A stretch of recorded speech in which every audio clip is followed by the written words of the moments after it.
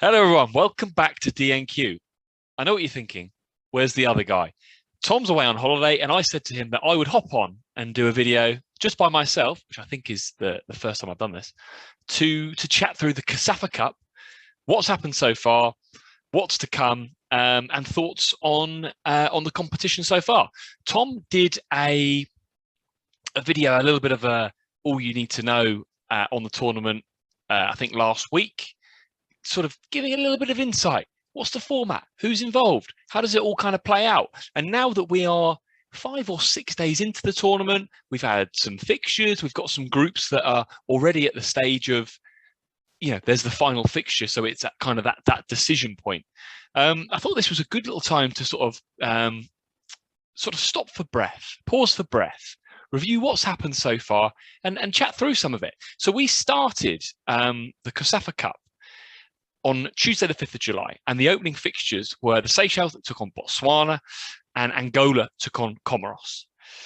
And we're going to start with that, and we're going to work through. We're going to work through Group A first, and then we're going to talk through Group B.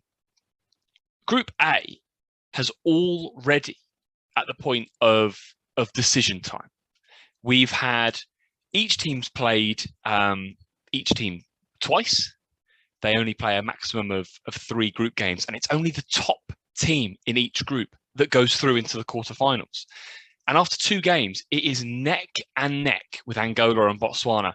Angola have had an impressive tournament so far, with 3-1 victory against Comoros in the first game, and then a 3-0 victory over Seychelles in their second game, which has played 2-1 to set themselves up for this deciding point against Botswana, who have achieved a 1-0 victory over the Seychelles and another 1-0 victory against Comoros. So the pair of those sides are leading Group A. Play 2-1-2, both on 6, and they play that kind of. It's almost like a round of 16 game before they then progress into the quarterfinal. So that'll be really, really interesting. The Seychelles and Comoros, they've played 2, lost 2. So Group A is very much 100% records, 0% records, and both Comoros and the Seychelles are eliminated from the competition at this early stage. I'm just going to touch on those sides quickly before I talk about Angola and Botswana quickly. I've been quite impressed with the Seychelles, actually, and I know that sounds strange. Played 2, lost 2, including a 3-0 defeat in their last time out against Angola.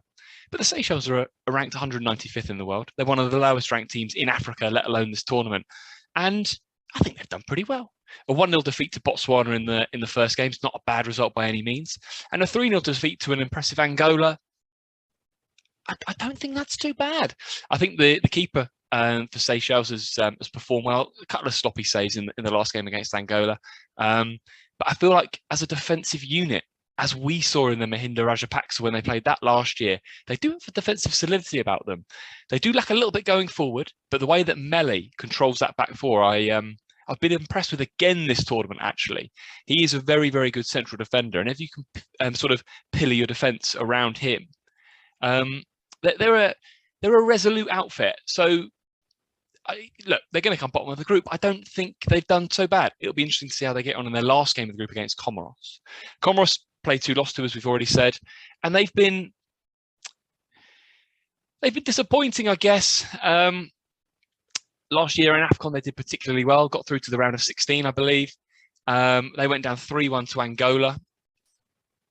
They were 3-0 down in Changama with a fairly late consolation. And then a 1-0 defeat to Botswana. And it's just not clicked for them this tournament, which they'll be disappointed with. They will be disappointed with. But the sides at the top of this group competing for that spot in the quarterfinals, Angola and Botswana have been impressive. To be fair, Angola are kind of leading the charts from a goal scoring point of view, and they look a threat going forward, don't they?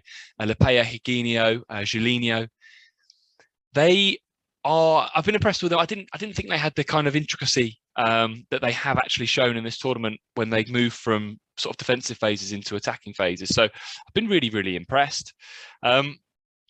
For Botswana, look, they've done well, but they were only just about edged out the Seychelles. They edged past Comoros. It'll be a tough game for them against Angola, who are really kind of flying through this comp. So let's see how that one goes. Early prediction, I think Angola will edge it through. How does that work, actually? I don't know if anyone is watching and could throw a comment in. If they were to draw that game, would Angola go through? How would it work? I'm assuming it would be a goal difference thing, which Angola are leading at the moment. So any insight on that, throw a comment down.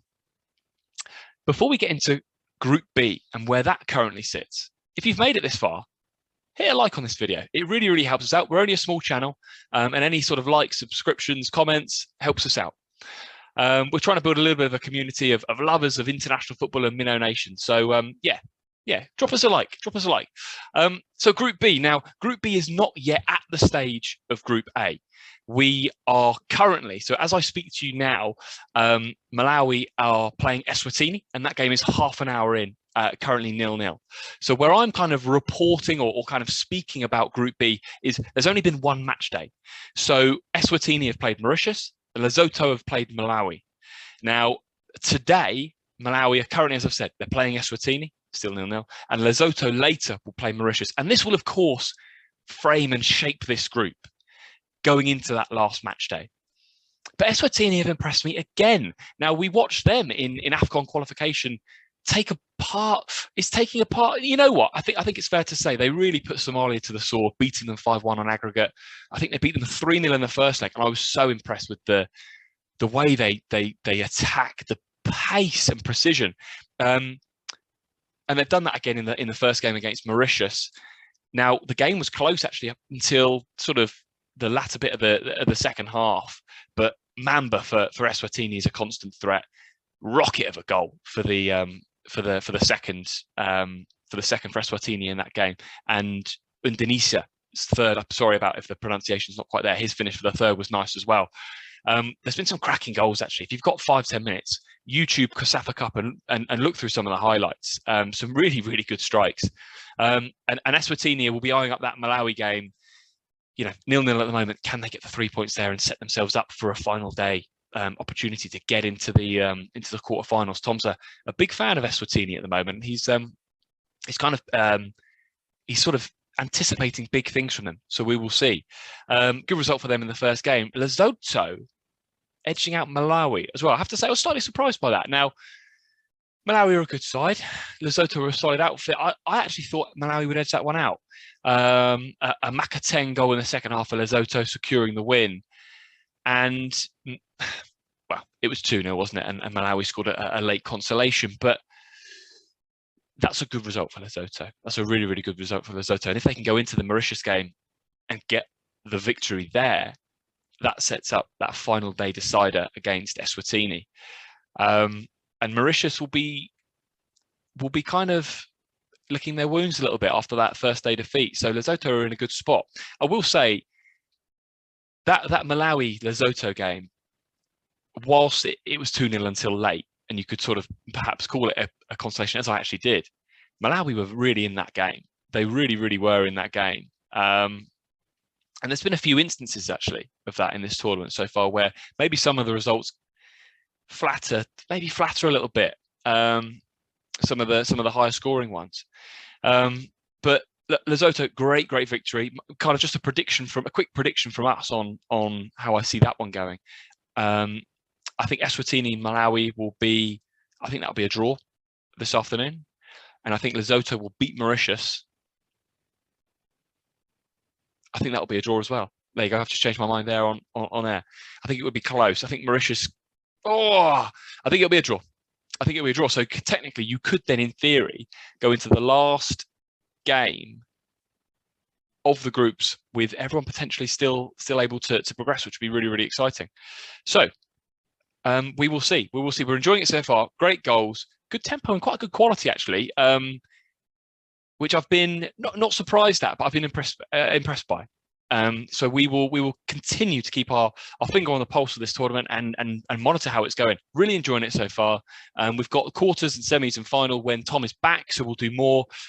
Might do a live stream, might just do some reaction videos and some previews and a little bit more of a little bit more coverage on it, because I feel like it deserves it. We love these regional tournaments, and there's been no real chat of it. So we'll try and sort of buck that trend. And when it moves into the latter stages, speak about it in maybe a little bit more detail than I've had time for this week. But that's how it's pacing. How do you see it going? How do you see these group games going? Throw something down there. Drop us a like, as I've already said, and subscribe if you're new around here. And I will see you next time.